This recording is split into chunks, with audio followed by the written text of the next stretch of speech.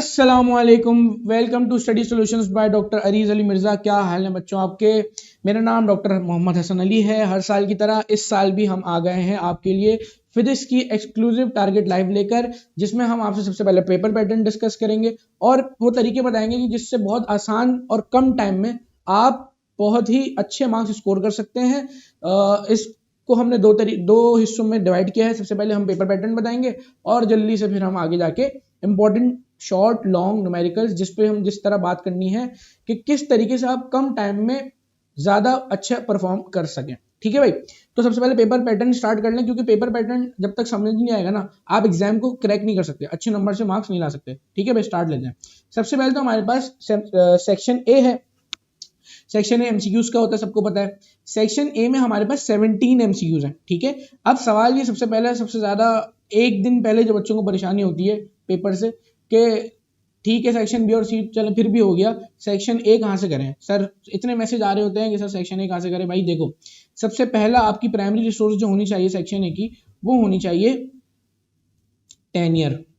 ठीक है, क्योंकि 10 ईयर के जो एमसीक्यूज हैं मोस्टली वही रिपीट हो रहे होते हैं। उसके बाद बुक के पीछे के जो न्यूमेरिकल्स हैं, ठीक है, वो बहुत इंपॉर्टेंट है। Third, PDFs. ठीक है, पीडीएफ्स भी बहुत ज्यादा इंपॉर्टेंट है, जो भी आपके पास कहीं से भी आ रही हो। ठीक है, तीसरी इंपॉर्टेंट चीज सबसे लास्ट कि भाई बुक के इंपॉर्टेंट टॉपिक्स की रीडिंग। ठीक है, तो रीडिंग भी जरूरी है, क्योंकि मोस्टली आपसे या तो वो कोई फॉर्मूला पूछते हैं या तो किसी चीज का यूनिट पूछ रहे होते हैं, कुछ इस तरीके की चीजें पूछ रहे होते हैं एमसीक्यू में जिसका आंसर वन वर्ड हो। ठीक है, तो ये आप इसको इस तरीके से समझ लो कि बुक एक सरसरी भी रीडिंग करते हुए निकल जाओ तो आपको समझ आ जाएगा। ठीक है, अच्छा, ये तो हो गया सेक्शन ए, 1 मिनट में हमने खत्म कर लिया। अब आ जाओ सेक्शन बी पे। सेक्शन बी जो है इस साल इन्होंने पैटर्न इस तरह चेंज कर दिया है कि भाई हमें जो है वो 9 पार्ट दिए हुए हैं। अगर आप मॉडल पेपर देखें और 9 में से 9 पार्ट करने हैं। ठीक है, 9 में से 5 पार्ट्स हैं, ओनली 5 पार्ट्स ऐसे हैं जिनमें और का ऑप्शन है, यानी कि उनके साथ एक और ऑप्शन क्वेश्चन दिया हुआ है। ठीक है, अब यानी कि 9 सवाल ये और उसमें से 5 सवाल और ऐड कर लो तो टोटल हो गए 14 क्वेश्चंस। ठीक है, 5 सवाल ऐसे हैं कि जिसमें दो में से कोई एक करना है। अब यहां पे जरा गौर से देखो, 14 में से 10 सवाल जो हैं वो न्यूमेरिकल्स हैं। ठीक है, तो अगर तुमने पहली बात तो न्यूमेरिकल छोड़ दिए तो तुम गए। ठीक है, ये हो ही नहीं सकता कि तुम जो है बिना न्यूमेरिकल के पेपर कर सको, गए बिल्कुल। ठीक है, न्यूमेरिकल करना तुम पे वाजिब हो गया, पहली बात। दूसरी बात ये कि भाई बाज़ औक़ात ऐसा भी है कि भाई अगर आप मॉडल पेपर देखो तो सवाल में अगर और दिया हुआ है तो दोनों न्यूमेरिकल है। ठीक है, ऐसा भी हुआ है, जाके मॉडल पेपर उठा के एक दफा खुद से भी देख लेना ताकि अंदाजा हो जाए हो क्या रहा है। ठीक है भाई, और बाकी जो सवाल है वो थ्योरी के हैं, वो अभी हम बताते हैं कौन कौन से करने हैं। ठीक है, न्यूमेरिकल्स की वर्कशॉप पूरी रिकॉर्ड करके मार दी है मैंने। हर साल के इंपॉर्टेंट न्यूमेरिकल किस तरीके से हर चैप्टर के क्या आ सकते हैं, किस तरीके से करने हैं, वैल्यूज चेंज हो गया आगे आ जाए तो क्या करना है, कोई और चीज पूछ ली तो क्या करना है, किस तरीके से करना है, सब कुछ बता दिए A to Z। चंद घंटों की वर्कशॉप है, देख लो, जिंदगी आसान हो जाएगी। पेपर से एक दिन पहले भी देखा जा सकता है। ठीक है, अच्छा, फिर आ जाओ सेक्शन सी पे। सेक्शन सी जो है उसमें 5 में से 4 लॉन्ग करना है। ठीक है, और उसमें उन 5 में से 3 के अंदर और का ऑप्शन है। ठीक है, तो तुम्हें जो है वो ऑप्शन तुम्हारे पास समझ लो कि 8 में से 4 करने, लेकिन ऐसा नहीं है कि तुम जो है वो एक पार्ट के दोनों जो और दिए होंगे और करके 2 सवाल दिए होंगे तो उन दोनों को छोड़ दो, ऐसा नहीं हो सकता। ठीक है, तो तुम्हें देखना होगा उनको, तो तुम मॉडल पेपर देखोगे तुम्हें खुद ही समझ आ जाएगा। तो असल में सेक्शन बी में सारे पार्ट्स करने हैं। ठीक है, हर पार्ट में से कोई एक सवाल अटेम्प्ट करना ही है। ठीक है, और सेक्शन सी में 4 सवाल करना है। अच्छा जी, अब आ जाओ, स्टार्ट लेते हैं इंपॉर्टेंट से। चैप्टर नंबर 1 से स्टार्ट लेते हैं, जल्दी जल्दी करते हुए चलते हैं। चैप्टर नंबर 1 जो है हमारे पास, इसके अंदर सबसे बच्चों को परेशानी होती है क्योंकि एक अजीब सा चैप्टर होता है। ठीक है सर, क्या करें, क्या कुछ समझ नहीं आ रहा। देखो बेटा, इसके अंदर तुम लोग कुछ भी नहीं करना है सिवाय डायमेंशंस के।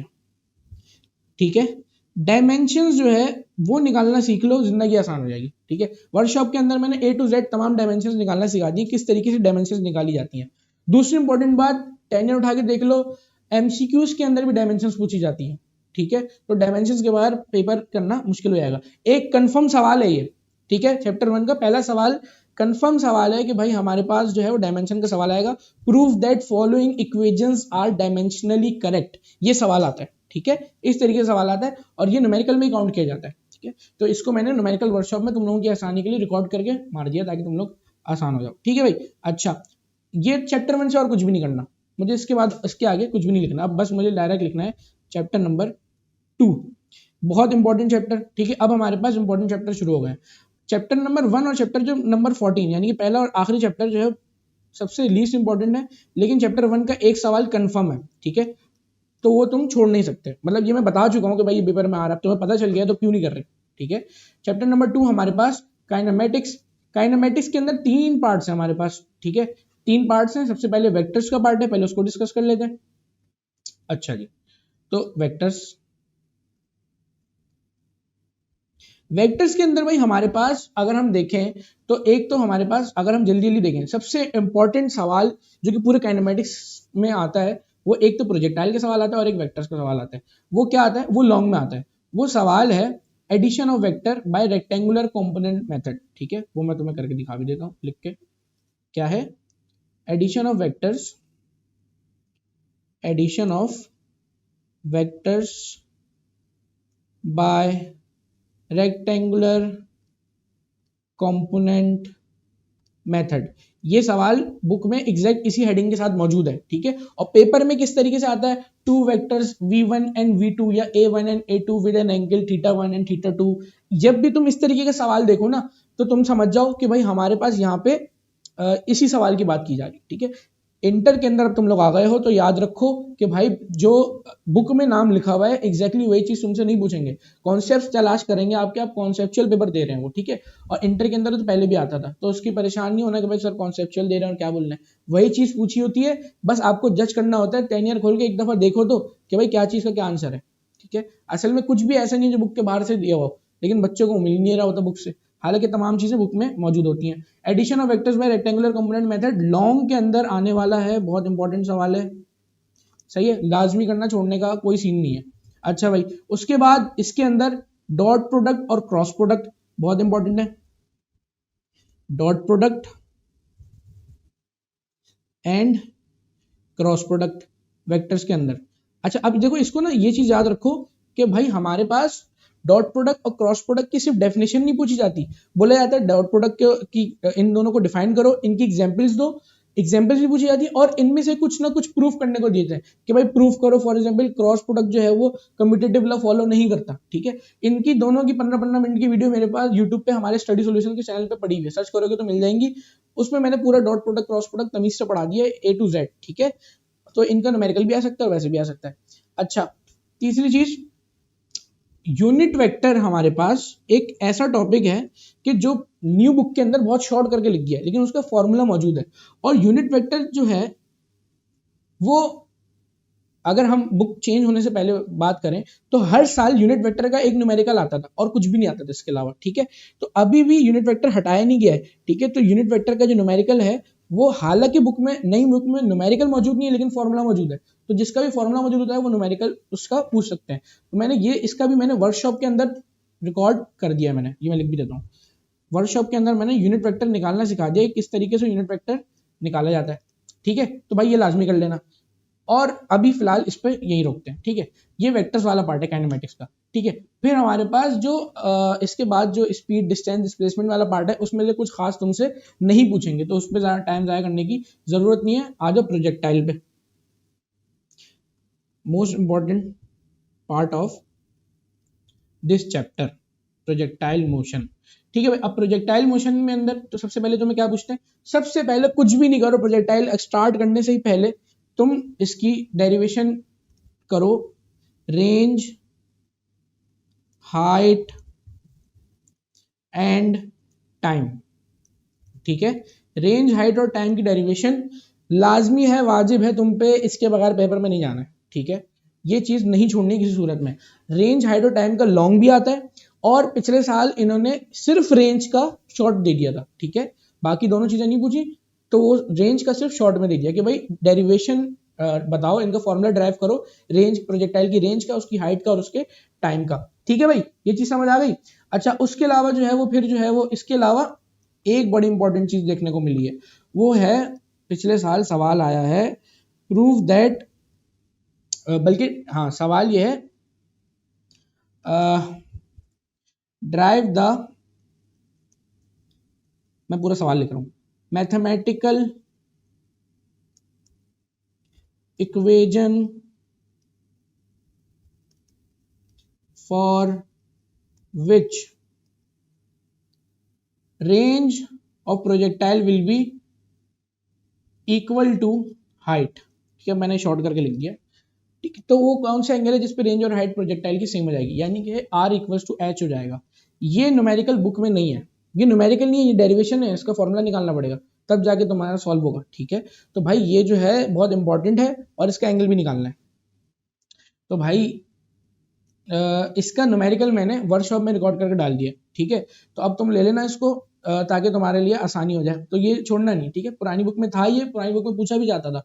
ठीक है, लेकिन न्यू बुक में नहीं था, बच्चे छोड़ के चले गए, लेकिन ये आ गया। ठीक है भाई, तो ये इंपॉर्टेंट चीज है। अच्छा, अब एक और सवाल आता है जो जिसको तुम न्यूमेरिकल भी कंसीडर कर सकते हो और वैसे भी कंसीडर कर सकते हो। वो सवाल आता है भाई वो कौन सा रिलेशन है। अच्छा, मैं सिंपल अगर मैं तुम्हें इक्वेशन बता दूं, वो होती है r इक्वल्स टू 4h। ये ड्राइव करना होता है तुम्हें किसी तरीके से। ठीक है, R max equals to 4x match, मतलब मैक्सिमम भी लिखा हुआ है यहाँ पे छोटा सा ना, मैक्स, आर मैक्स, यानी कि वो बोल रहे हैं कि भाई हमारे पास जब मैक्सिमम रेंज होती है, ठीक है, उस पॉइंट पे, यानी कि मैक्सिमम रेंज हमें कब मिलती है, 45 डिग्री पे। 45 डिग्री पे हमारे पास, ये लिख भी देता हूँ, 45 डिग्री, 45 डिग्री पे हमारे पास रेंज और हाइट के दरमियान का जो रिलेशन होता है वो क्या होता है, वो होता है r इक्वल्स टू 4h। ठीक है, ये तुम्हें ड्राइव करना है, ये चीज भी मैं न्यूमेरिकल में करा चुका हूँ। ठीक है भाई, अब इसको न्यूमेरिकल नहीं कहोगे लेकिन ये इंपॉर्टेंट है। अच्छा, इसके साथ साथ बुक, इस चैप्टर के काइनेमेटिक्स के बुक के पीछे के तमाम न्यूमेरिकल्स कर लेना। इसका टग बोर्ड्स वाला न्यूमेरिकल हो या कुछ भी हो, टग बोर्ड वाला न्यूमेरिकल इसका मॉडल पेपर में भी आया है, तो वो छोड़ना नहीं। और सारे जितने भी हैं कोई भी न्यूमेरिकल नहीं छोड़ना, और सारे करा भी दिए मैंने, बहुत इंपॉर्टेंट है। बुक के पीछे के तो एटलीस्ट कर लो, मोस्ट प्रोबेबली बुक के न्यूमेरिकल ही दे रहे हैं 3 साल से। ठीक है, अच्छा, ये आ गया हमारे पास चैप्टर नंबर 2 काइनेमेटिक्स। अब आ जाओ चैप्टर नंबर 3 डायनेमिक्स के अंदर। का बिगेस्ट स्कॉलरशिप टेस्ट होने वाला है for 9 matric first year second year. जैसे अभी आप मैट्रिक में, तो अगले साल आप फर्स्ट ईयर में आएंगे। ठीक है, नहीं इसी साल फर्स्ट ईयर में आएंगे। तो अगर आप चाहते हैं कि आप हमें फिजिकली या फिर ऑनलाइन ज्वाइन करें, तो आप 10 मई संडे 3 से 5 जो हमारा हेड ऑफिस है नाजमाबाद, वहां पर आइए। स्कॉलरशिप टेस्ट होगा जिसमें 60 एमसीक्यूज होंगे, और ये एमसीक्यू किसी कोर्स से नहीं है, ये जनरल है। इसमें 15 मैथ्स के, 15 इंग्लिश के, 15 जनरल नॉलेज के, 15 साइंस के एमसीक्यूज होंगे। किसी कोर्स से नहीं है, आपकी जनरल एबिलिटी चेक करने के लिए टेस्ट हो रहा है। ठीक है, 100% फ्री है ये टेस्ट, इसमें इसकी कोई चार्जेस नहीं है। ठीक है, आप आइए और उस टेस्ट में अपनी किस्मत आजमाएं। अगर तो आपके 100% मार्क्स आते हैं उस टेस्ट में, तो आपका पूरा academic year free of cost होगा, कोई फीस नहीं ली जाएगी आपसे, लेकिन 100% मार्क्स लाना शर्त है उसमें। ठीक है, उससे कम आएंगे तो फिर उसके ऊपर जो है वो हम सर्टेन परसेंटेज के हिसाब से आपकी फीस कम हो सकती है। ठीक है, अच्छा, फायदेमंद चीजें क्या है? फायदेमंद चीजें, एक्सपर्ट फैकल्टी है, प्रोफेसर, डॉक्टर्स, इंजीनियर्स पढ़ा रहे हैं सब। अप टू 100% स्कॉलरशिप लेने का चांस है। 100 जो बच्चा फिजिकली एडमिशन लेता है उसको ऑनलाइन पोर्टल पूरे साल का फ्री दे दिया जाता है, इसके ऊपर सारी चीजें मौजूद होती हैं। ठीक है, साथ साथ में पहले ही दिन पे 100% प्रीमियम नोट्स मिल जाते हैं, पूरी करियर गाइडेंस करी जाती है, बाई एनुअल पिकनिक स्पोर्ट्स होता है। ठीक है, 100% बोर्ड ओरिएंटेड स्टडी होती है, और ना सिर्फ स्टूडेंट को बल्कि उसकी फैमिली को भी हेल्थ इंश्योरेंस दिया जाता है। तो जो भी चाहता है कि भाई फॉर्म फिल कर दे स्कॉलरशिप टेस्ट का, तो लिंक डिस्क्रिप्शन में लगा हुआ है, साथ साथ में आप इस नंबर पे व्हाट्सएप करके भी लिंक मुझसे ले सकते हैं। दूसरी बहुत अहम बात उन बच्चों के लिए जो आगे चल के चार्टर्ड अकाउंटेंसी या सीए की तरफ जाना चाहते हैं, तो 17 जून को इंशाल्लाह एक वेबिनार होगा कि जिसमें चार्टर्ड अकाउंटेंसी के बारे में आपको डिटेल से बताएंगे सर अजीन अली, के जो खुद चार्टर्ड अकाउंटेंट है और पीडब्ल्यूसी में इस वक्त ऑडिटर हैं, जो इस वक्त दुनिया की सबसे बड़ी कंपनी है। ठीक है, वो इंशाल्लाह खुद आपको आके ऑनलाइन वेबिनार में सारी चीजें डिटेल से गाइड करेंगे कि अगर कोई बच्चा सीए करना चाहता है तो किस तरीके से, किन स्टेप्स के थ्रू वो सीए करेगा। डिस्क्रिप्शन में चैनल का लिंक लगा हुआ है व्हाट्सएप के, उसको जाके ज्वाइन कर लो, उसी के ऊपर अपडेट आएगी। और तीसरी मोस्ट इंपॉर्टेंट बात कि भाई अगर तो आप मैट्रिक में हैं और बायो से मैट्रिक कर रहे हैं आप, ठीक है, और फर्स्ट ईयर में प्री मेडिकल कंटिन्यू करने का आपका इरादा है, तो इंशाअल्लाह ताला फर्स्ट ईयर वाले जो फर्स्ट ईयर में एडमिशन लेंगे उनके लिए Mirza institute of health sciences MIHS लेकर आ रहा है ultrasound tech course, 1 year certificate course, जो कि सिंध मेडिकल फैकल्टी से सर्टिफाइड है। ठीक है, जो कि सिंध मेडिकल फैकल्टी से सर्टिफाइड है, तो उसमें आप पार्ट ले सकते हैं।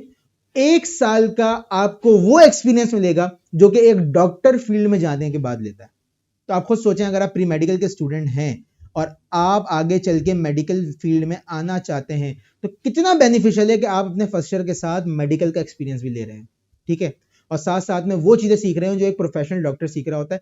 इंशाल्लाह आगे चल के आपका एमबीबीएस बीडीएस में एडमिशन होगा तो आप ऑलरेडी अपने क्लासमेट से एक स्टेप आगे होंगे, क्योंकि आपने पहले से ही बहुत सारी चीजें सीखी हुई होंगी, ठीक है।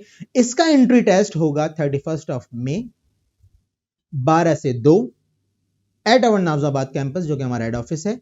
अगर आप इसका रजिस्ट्रेशन फॉर्म फिल करना चाहते हैं तो डिस्क्रिप्शन में लिंक लगा हुआ है, जाके फिल कर दीजिए, और मुझे व्हाट्सएप पर भी आप मैसेज करके इसको फिल कर सकते हैं, ठीक है भाई। डायनामिक्स भी एक हमारे पास बहुत इंपॉर्टेंट चैप्टर है, इसको हम छोड़ नहीं सकते हैं, ठीक है भाई। डायनामिक्स के अंदर सबसे पहली जो चीज़ है वो इसका लॉन्ग करना है। वो लॉन्ग क्या है भाई? वो है, अगर तुम बुक खोलो और बुक के अंदर देखो, एक लंबी से एक पेज पे लंबी सी डेरिवेशन दी हुई होती है, ठीक है। वो उसमें है final velocities of body,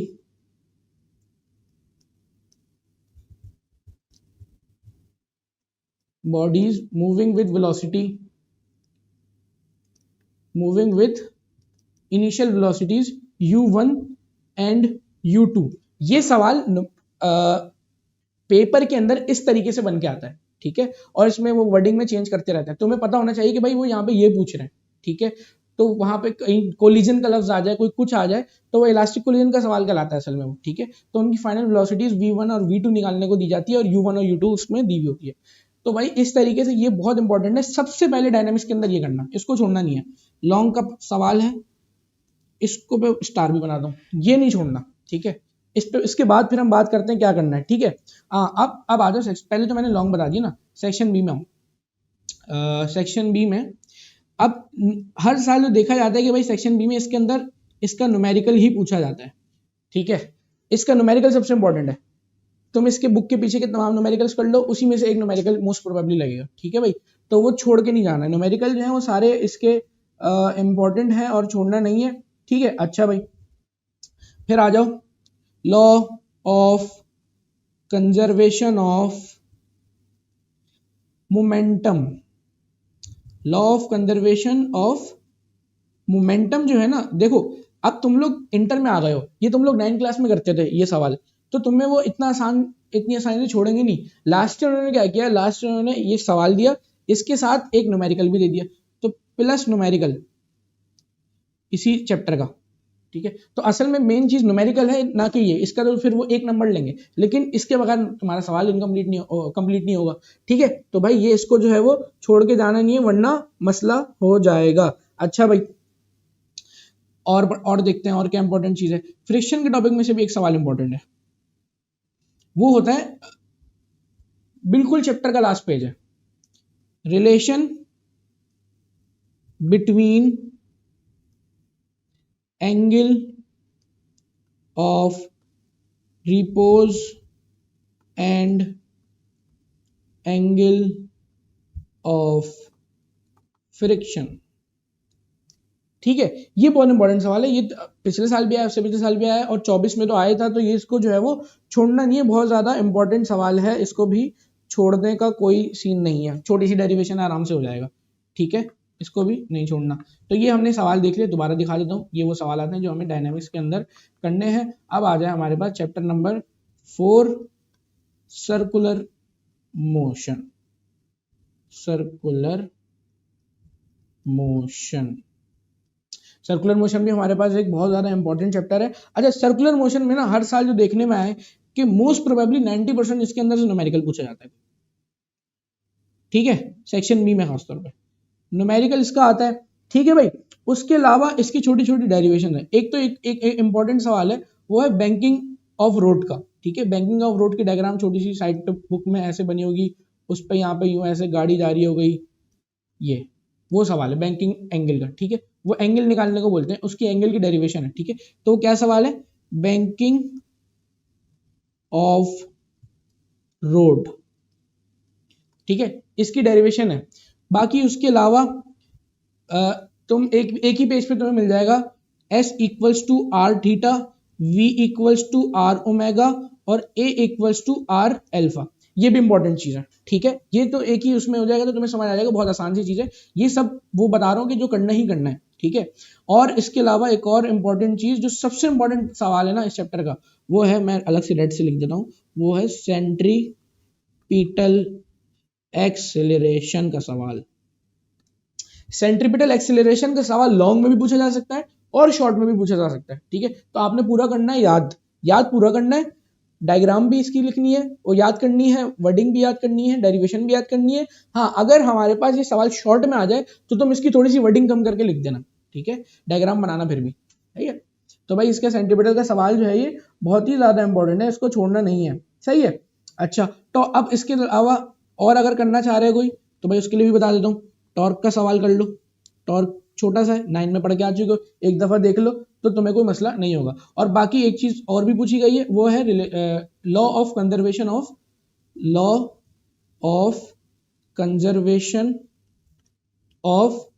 angular momentum,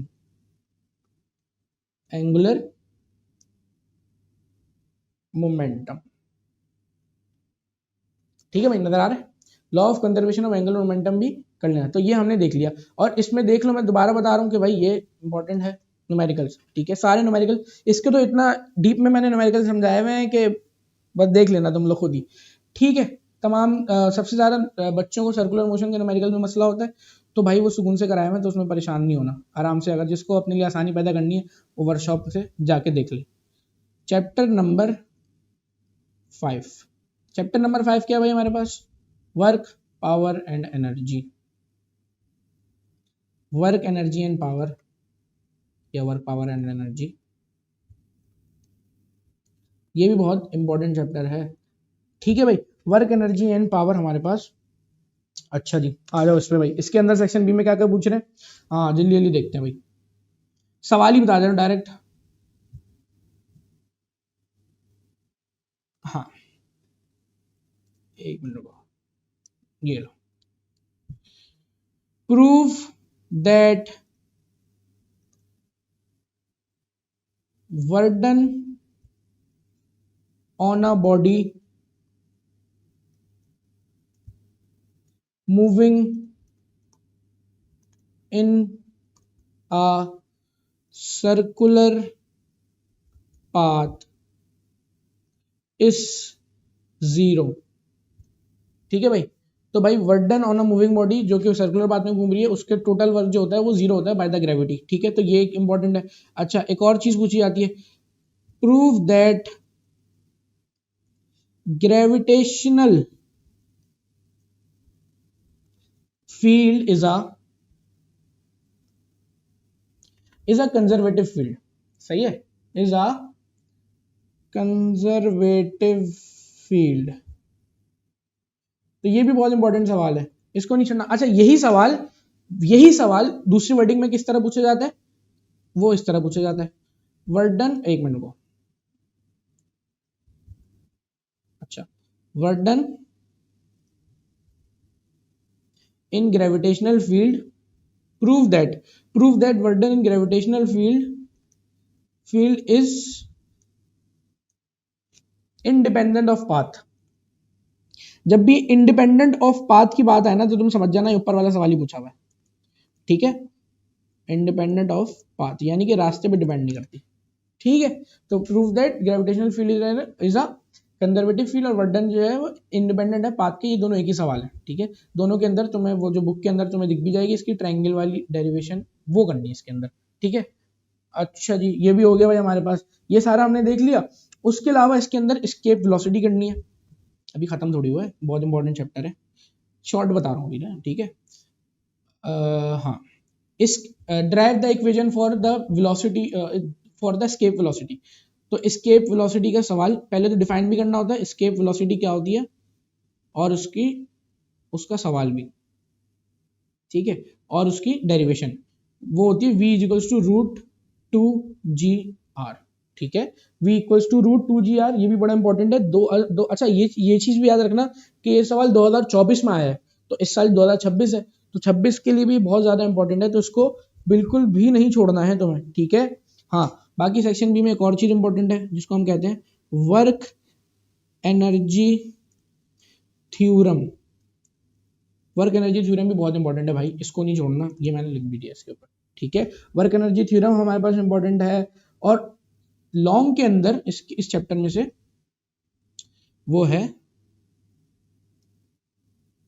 law of conservation of energy, law of conservation of energy, इसका लॉन्ग ये कर लेना। और बाकी बताने की जरूरत नहीं है कि इस चैप्टर की न्यूमेरिकल भी बहुत ज़्यादा इंपॉर्टेंट है, बिल्कुल भी छोड़ने की ट्राई भी नहीं करनी है, ठीक है। न्यूमेरिकल्स इस चैप्टर के आसान भी है, कोई मुश्किल नहीं है यार, बहुत आसान न्यूमेरिकल्स है इसके, वर्कशॉप में बड़ा मैंने सुकून से करा दिए, जिसको देखना है जाके देख ले, ठीक है। बहुत आसानी से इसके बहुत न्यूमेरिकल ईजी होते हैं, तो फ्री के नंबर है, छोड़ना नहीं, ठीक है। फिर भी बच्चों को मुश्किल लग रहे होते हैं क्योंकि सही से समझे भी नहीं होते उन्होंने, ठीक है भाई। ये चीज़ समझ आ गई तुम लोगों को। यहाँ हमने जहाँ तक हमने कितने चैप्टर कवर कर लिए, 5 चैप्टर हमने यहाँ पे तक कवर कर लिए हैं। अब हम बात करते हैं चैप्टर नंबर 6 की। चैप्टर नंबर 6 हमारे पास कौन सा है भाई, fluid dynamics, fluid statics, sorry fluid statics, chapter number 6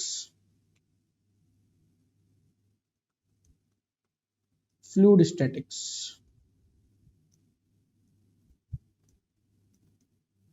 अच्छा भाई, चैप्टर नंबर 6 फ्लूइड स्टैटिक्स में से 99.9% न्यूमेरिकल ही आने वाला है, ठीक है। कोई ना कोई न्यूमेरिकल आने वाला है। न्यूमेरिकल अगर इस चैप्टर से कुछ भी नहीं करना ना तुम्हें, तो इसके न्यूमेरिकल करके चले जाना, ठीक है। न्यूमेरिकल इसके सबसे पहले करना, ठीक है। अब जब न्यूमेरिकल कर लो, न्यूमेरिकल करने से पहले तो कुछ करने की जरूरत ही नहीं है, न्यूमेरिकल कर लो तो उसके बाद एक सवाल है जो कि लगता है, अभी तक पूछा नहीं गया लेकिन डेरिवेशन है तो कर लेना, वो है अपथ्रस्ट की। अपथ्रस्ट की डेरिवेशन कर लेना, ये इसके आगे लिख भी देता हूं, तुम्हारी मर्जी है, ठीक है, क्योंकि छोटी सी है, क्या पता आ जाए, फ्री के नंबर मिल जाएंगे, ठीक है। तो अब मैं बस इसके अंदर और कुछ भी नहीं लिखा फ्लूइड स्टैटिक्स के अंदर, ठीक है। और तुम देख भी लेना इसके अंदर न्यूमेरिकल ही पूछे मैं। अच्छा जी, अब आ जाओ चैप्टर नंबर 7, क्या है भाई, फ्लूइड डायनेमिक्स। फ्लूइड डायनेमिक्स हमारे पास बहुत ज़्यादा इंपॉर्टेंट चैप्टर है। इसके अंदर देखो सबसे पहले इसकी थ्योरी कवर कर लेना, ठीक है। इसकी थ्योरी के सवाल पहले कर लेना, जिसके अंदर सबसे पहले क्या क्या आ जाता है, इसके अंदर आ जाता है इक्वेशन ऑफ कंटिन्यूटी, सही है, इक्वेशन ऑफ कंटिन्यूटी, ये बहुत ज़्यादा इंपॉर्टेंट सवाल है, ठीक है। फिर एक चीज़ और कर लेना शॉर्ट में, उसे कहते हैं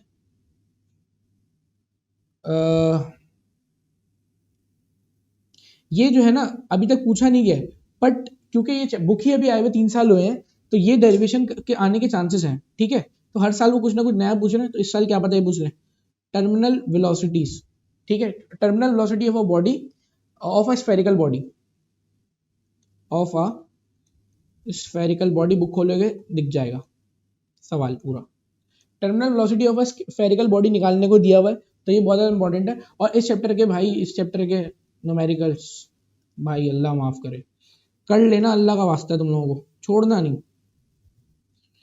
ठीक है। बच्चों के चैप्टर के न्यूमेरिकल्स ये और सर्कुलर मोशन 2 वाहिद चैप्टर है जिनके न्यूमेरिकल्स बच्चों को मुश्किल लगते हैं। सारे न्यूमेरिकल्स तमीज से एक एक करके समझा दिया, हर फॉर्मूले का न्यूमेरिकल समझा दिया है, मोस्ट प्रोबेबली उन्हीं में से कोई एक न्यूमेरिकल आएगा इसके अंदर, तो कर लेना, ज़्यादा टाइम भी नहीं लगेगा, सब चीज़ें तुम लोगों को हलवा बना के पेश कर दें, अब इससे ज़्यादा कुछ नहीं कर सकते भाई तुम लोगों के लिए, ठीक है भाई। तो न्यूमेरिकल्स इसके कर लेना लाजमी।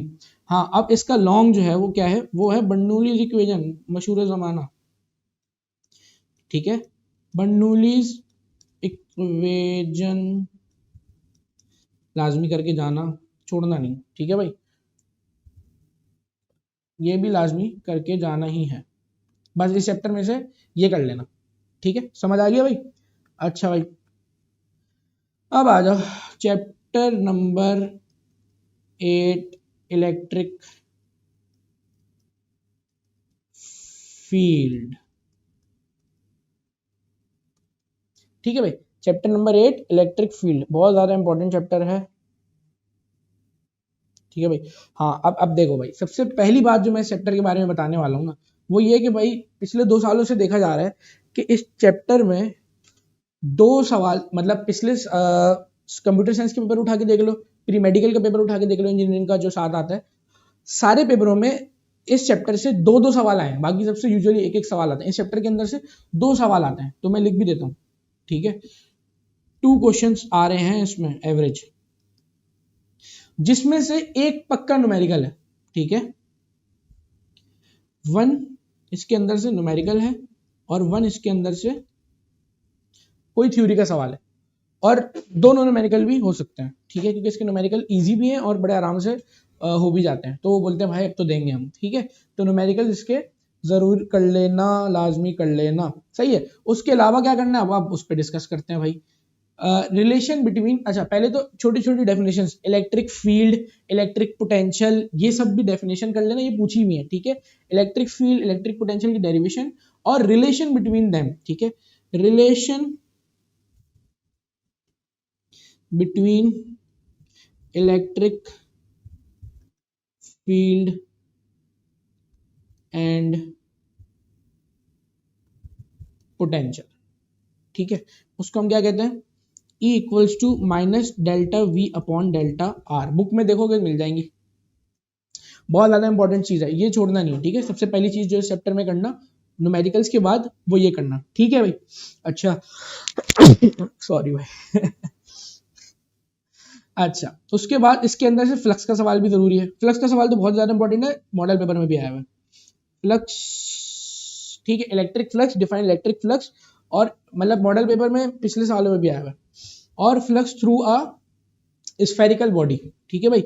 फ्लक्स, ये एक ही सवाल आता है और शॉर्ट में आता है, फ्लक्स थ्रू अ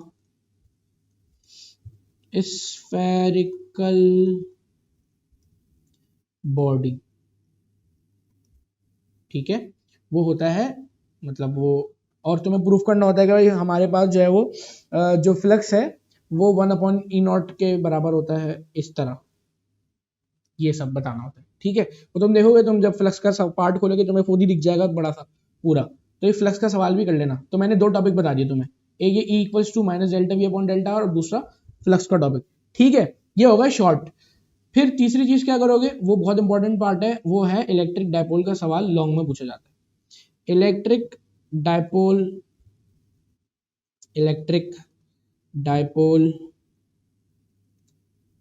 लॉन्ग में करना ही करना है हर सूरत में। क्यों? 2024 में पूछा गया है और 25 में नहीं पूछा गया है, 26 में आने के चांसेस आप खुद देख लो कितने तुम्हारे सामने है, ठीक है। तो इलेक्ट्रिक डायपोल का लॉन्ग जो है वो बिल्कुल भी छोड़ने का रिस्क नहीं लेना है। चैप्टर नंबर 8 हमारे पास ये खत्म हो गया, ठीक है भाई, ये हमारे पास चैप्टर नंबर 8 की चीजें थी। अब आ जाओ चैप्टर नंबर 9 पे। क्या है भाई? चैप्टर नंबर 9 कैपेसिटर्स, ठीक है भाई। कैपेसिटर्स में हमारे पास जल्दी जल्दी चीजें देखते हैं क्या क्या है।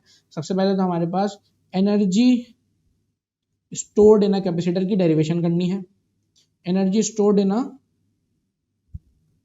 कैपेसिटर, ठीक है भाई, ये हो गया। उसके अलावा सीरीज और पैरेलल कॉम्बिनेशन ऑफ कैपेसिटर की भी डेरिवेशन ही करनी है।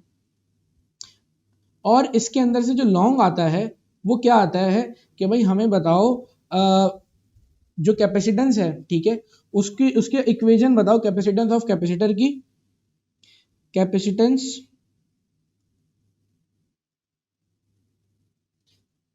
ऑफ कैपेसिटर्स, और दो केसेस में, ठीक है। सबसे पहले इन प्रेजेंस ऑफ एयर और इन प्रेजेंस ऑफ डाइलेक्ट्रिक, यानी कि फ्री स्पेस में बतानी होती है, फ्री स्पेस में, और in presence of dielectric. ये बहुत ज्यादा इंपॉर्टेंट सवाल है, ये मतलब सबसे पहले करना है इस चैप्टर के अंदर, इन दोनों से भी पहले ये सवाल करना, ठीक है। ये सवाल सबसे ज्यादा इंपॉर्टेंट है, और इस चैप्टर के न्यूमेरिकल भी इंपॉर्टेंट है, ठीक है, चैप्टर के न्यूमेरिकल्स, तो वो भी जो है वो छोड़ के जाने की कोई नीड नहीं है। इस चैप्टर के न्यूमेरिकल भी इंपॉर्टेंट है, और देखा भी गया है कि भाई कुछ सालों में ऐसा भी हुआ है कि सिर्फ और सिर्फ न्यूमेरिकल पूछ लिया इस चैप्टर से और कुछ भी नहीं पूछा, तो वो रेयर होता है लेकिन होता है, ठीक है। तो न्यूमेरिकल जो है वो किसी सूरत छोड़ के नहीं जाना, और इस चैप्टर के न्यूमेरिकल सबसे आसान है, सही है। अच्छा जी, तो ये हो गया हमारे पास चैप्टर नंबर 10 कैपेसिटर्स। अब आ जाते हैं चैप्टर नंबर 9 कैपेसिटर्स, अब आ जाते हैं chapter number 10 DC circuits. Chapter number 10 DC circuits. ठीक है भाई, चैप्टर नंबर 10 डीसी सर्किट्स में हमें क्या करना है, सबसे पहले तो इक्वेशन ऑफ रेजिस्टिविटी। ठीक है, इक्वेशन ऑफ रेजिस्टिविटी निकालनी है, define resistivity and it's equation. Resistivity, और ये भी इसकी एक टेम्परेचर वाली डेफिनेशन है, इसका रिलेशन टेम्परेचर के साथ क्या होता है, तो वो भी डेरिवेशन करनी है। ठीक है भाई, रेजिस्टिविटी की। उसके अलावा किरचॉफ्स लॉ करने हैं, वो मैं तुम्हें दिखा देता हूँ। एक जो है वो किरचॉफ्स लॉ 1 होता है और एक किरचॉफ्स लॉ 2 होता है। ठीक है, यानी फर्स्ट लॉ और सेकंड लॉ, तो ये दोनों तुम्हें करने ही करने हैं। उसके अलावा व्हीटस्टोन ब्रिज करना है। ठीक है, व्हीटस्टोन ब्रिज करना है, और इसके न्यूमेरिकल्स लाजमी करने हैं, कम से कम बुक के पीछे वाले, और वो भी इंपॉर्टेंट है। सही है, तो मैंने तुम्हें बता दिया कि भाई चैप्टर के अंदर ये चीजें हैं, ये लाजमी कर लेना। ठीक हो गया, ये हमारे पास कितने हो गए, अब 10 चैप्टर हो गए हमारे पास, चैप्टर नंबर 10 तक। ठीक है, अब आ जाओ chapter number 11, oscillation. Chapter number 11 oscillation. ठीक है भाई, ऑसिलेशन जो है वो कर लेना। अच्छा, ऑसिलेशन के अंदर क्या क्या करना है भाई, देखो तुम्हें ना इसके अंदर शॉर्ट में क्या पूछते हैं, शॉर्ट में जो इसमें सवाल आता है ना, वो मोस्ट प्रोबेबली एक सवाल आता है, वो क्या आता है, सिंपल हार्मोनिक मोशन का। तो मैं लिख देता हूँ, सिंपल हार्मोनिक मोशन का सवाल आता है। उसके अंदर 3 चीजें आती हैं प्रूफ करने को। देखो सिंपल हार्मोनिक मोशन के ना बुक में 3 केसेस दिए हैं, उन तीनों में से कोई एक आता है। सबसे इंपॉर्टेंट इस साल के लिए जो है वो है motion of projection of a body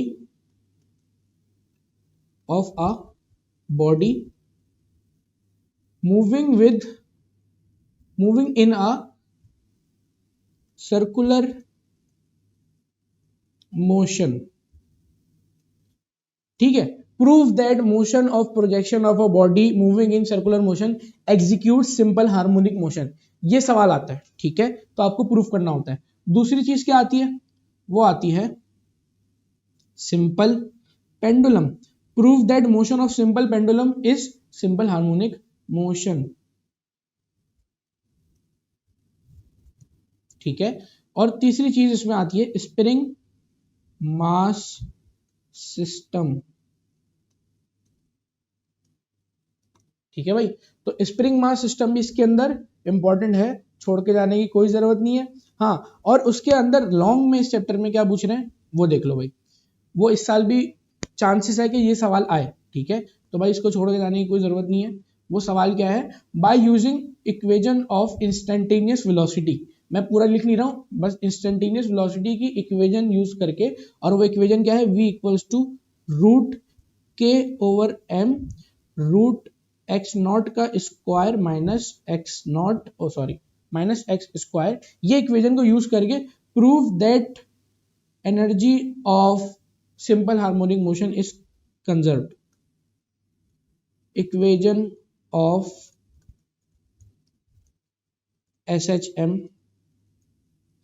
is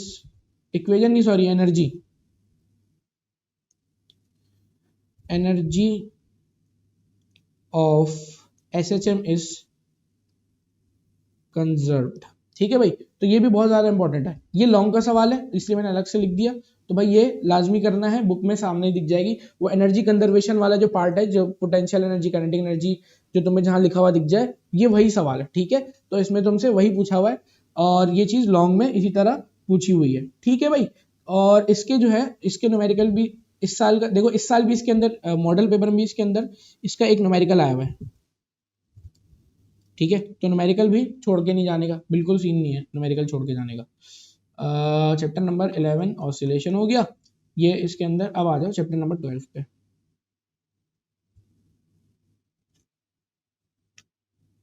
chapter number 12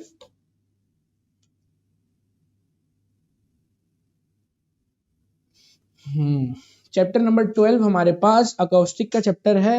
इसके अंदर सबसे पहले तो हम भाई देख लेते हैं कि भाई इसके अच्छा देखो इसके अंदर से ना न्यूमेरिकल आता है और मोस्ट प्रोबेबली डॉपलर इफेक्ट का न्यूमेरिकल आता है। मैं तुम्हें पहले लिख दे रहा हूँ, न्यूमेरिकल्स करने हैं इसके सारे करने हैं, ठीक है, क्योंकि उसके अलावा भी आते हैं, ऐसा नहीं है कि इसके आते हैं। साउंड की इस साल का मॉडल पेपर में सवाल आया है, वो आया है साउंड की स्पीड निकालने का, ठीक है, लेकिन तुम्हें इसके फिर भी डॉपलर के सवाल करने हैं और के साथ डॉपलर का ही न्यूमेरिकल दे दिया, ठीक है। तो डॉपलर का स्पेशली डॉपलर के न्यूमेरिकल मैंने करा दिए हैं, डॉपलर्स इफेक्ट के न्यूमेरिकल, ठीक है, और स्पीड ऑफ साउंड के न्यूमेरिकल भी करना है। तो इसमें अभी जो है वो मैंने तुम्हें बता दिया किस तरीके से खास तौर पे स्पेशल फोकस डॉपलर इफेक्ट के न्यूमेरिकल पे करना है, और जो सवाल मॉडल पेपर वाला न्यूमेरिकल भी कर लेना, और उसके अलावा बाकी सवाल भी करने हैं न्यूमेरिकल्स। ऐसा नहीं है कि छोड़ के जाने, सारे न्यूमेरिकल करने हैं, 2 दफा देख लोगे बार बार तो तुम्हें सारे याद हो जाएंगे कि भाई क्या करना है। मोस्ट प्रोबेबली उसी में से कोई ना कोई रिपीट होने वाला है, कोई मसले की बात नहीं होगी, ठीक है। इसका सेक्शन बी में एक और बहुत ज्यादा इंपॉर्टेंट पार्ट है, वो है Newton formula for speed of sound and Laplace correction. तो वो मैं शॉर्ट में लिख देता हूँ, Newton formula and Laplace correction, ठीक है। ये सवाल भी करना है, ठीक है। ये अब शॉर्ट का तो मैंने पहले सवाल बताया ना, वैसे वो तो न्यूमेरिकल है, तो थ्योरी का सवाल मैंने पहले बताया स्पीड ऑफ साउंड का, ठीक है। और बस यही करना है इसके अंदर। बाकी अब देखो लॉन्ग इसके अंदर क्या आएगा, लॉन्ग के अंदर इसके अंदर सबसे पहले तुम्हें डॉपलर इफेक्ट ही करना है, डॉपलर्स इफेक्ट, ठीक है। डॉपलर इफेक्ट पूरा लॉन्ग जो है वो तमीज से करके जाना, सारे केसेस इसके समझ के जाना। लॉन्ग में लिख देता हूँ, बहुत इंपॉर्टेंट सवाल है। उसके अलावा स्टेशनरी वेव्स, ठीक है, स्टेशनरी वेव्स का सवाल भी आता है, और उसकी फ्रीक्वेंसी ऑफ स्टेशनरी वेव्स का सवाल आता है फॉर 1 लूप, 2 लूप्स, 3 लूप्स, इस तरीके से, ठीक है। तो स्टेशनरी वेव्स के टॉपिक का भी लॉन्ग बहुत ही ज्यादा इंपॉर्टेंट है, ठीक है, तो छोड़ने का सीन नहीं है, तो मैंने बता दिया भाई, ठीक है भाई। अच्छा भाई, उसके अलावा फिर आ जाओ चैप्टर नंबर 13 पे। ये भाई चैप्टर है जिसके न्यूमेरिकल सबसे इंपॉर्टेंट और सबसे कम इंपॉर्टेंट है, ठीक है। बाकी सारे चैप्टर ऐसे हैं कि जिसमें न्यूमेरिकल के बगैर तुम्हारा गुजारा नहीं है, ठीक है। चैप्टर 13, बस चैप्टर 13 का बताता हूँ मैं। चैप्टर 13 के अंदर भाई हमारे पास जो इंपॉर्टेंट चीज है, एक सवाल आता है इंटरफेरेंस का, डिफाइन इंटरफेरेंस, ठीक है, व्हाट इज इंटरफेरेंस, और कंडीशंस फॉर इंटरफेरेंस, कौन सी कंडीशंस होती है जिसमें इंटरफेरेंस होती है, कंडीशंस ऑफ इंटरफेरेंस, बहुत ज्यादा इंपॉर्टेंट सवाल है, ठीक है। उसके अलावा एक्सरे डिफ्रैक्शन, उसका पूरा सवाल इस तरीके से आता है, जिसको हम डिफ्रैक्शन ऑफ लाइट भी कहते हैं, और उसको Bragg's equation for X-ray diffraction, ठीक है। Bragg's equation for X-ray diffraction, ये इस तरीके से डिफ्रैक्शन ऑफ लाइट या कुछ भी किसी तरीके से भी पूछा जा सकता है सवाल, तो कर लेना, ठीक है। इस चैप्टर का सबसे इंपॉर्टेंट चीज है ना, वो लॉन्ग है इसका, और मोस्ट प्रोबेबली चैप्टर से लॉन्ग ही आएगा। वो लॉन्ग क्या है भाई इसका, वो लॉन्ग है यंग डबल स्लिट और न्यूटन रिंग का, वो मैं अलग कलर से लिख देता हूँ, यंग्स डबल स्लिट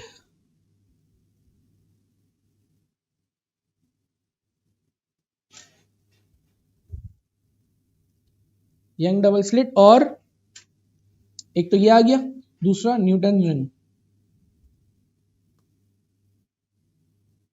ये दोनों ही बहुत ज्यादा इंपॉर्टेंट है, छोड़ के नहीं जाने, ठीक है।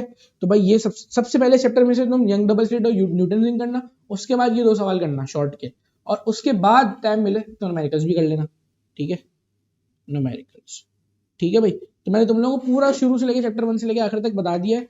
और देखो न्यूमेरिकल आपका ऐसे आपके समझ ले कि लाइफ सेविंग पार्ट होता है न्यूमेरिकल्स आपका, ठीक है। तो भाई न्यूमेरिकल छोड़ के जो गया वो गया, वो गया ही गया, ठीक है।